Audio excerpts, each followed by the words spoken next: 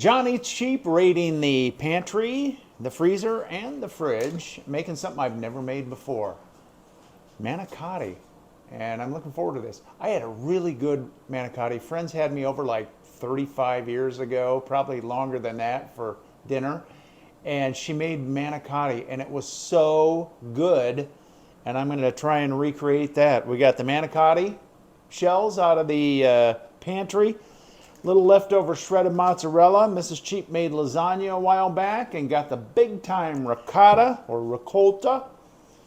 Gonna make our own sauce with the tomato sauce. And I got half a pound of sweet Italian style sausage out of the freezer.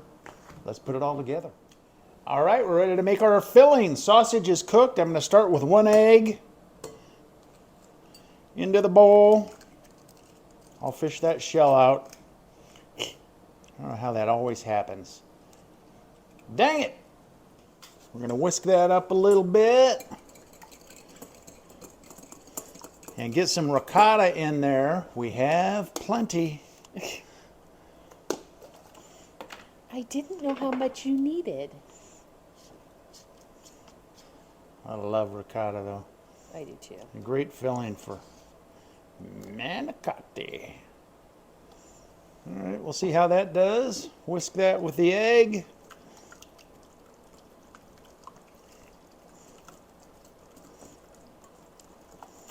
Looking good. We're going to go in with our cooked sausage. We may need a little more ricotta. I am going to say yes. And I'm good with that. It's going to be a lot of filling. We may end up freezing a little bit of this. I'm going to go in with my mozzarella. Fresh shredded. We'll go in with it all. And there's not really a recipe when you're doing the freezer project. No, it's what you got. And I got some fresh mozzarella here that we had in the fridge. I'm going to mix that in too. We had fresh? Yes, we still have a little more, don't worry. Mrs. Cheap. I'm going to have to switch from the whisk. All right. Get that mixed up. I'm going to add some Italian seasoning. Nice color, nice flavor. And a little bit of minced garlic.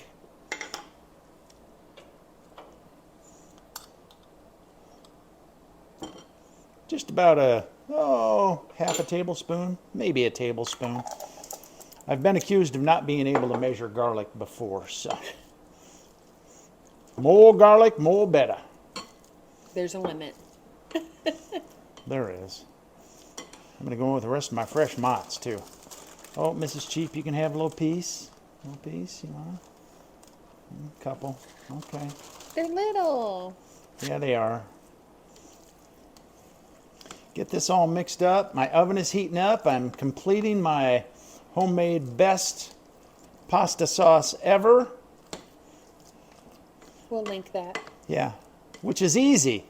It's probably not the best, but it's the best really easy, simple pasta sauce ever from an Italian chef. So our sauce is done. Smells great, tastes great. We're just going to coat the bottom of the pan. It's just a 9 by 13. Get sauce on the bottom. Just like that. Now we're ready to build. So our manicotti, I cooked it halfway, about 4 or 5 minutes. So it's pliable and a little cooked. And I know you can use a piping bag or a Ziploc, but that's kind of tough to do when you have sausage included in there. So I'm just going to try and, I'm going to end up doing it with my hands anyway. So I'm just going to stuff it in there. With that sausage, that clogs up the end of the bag. So that's kind of tough. So I'm just stuffing it in this way.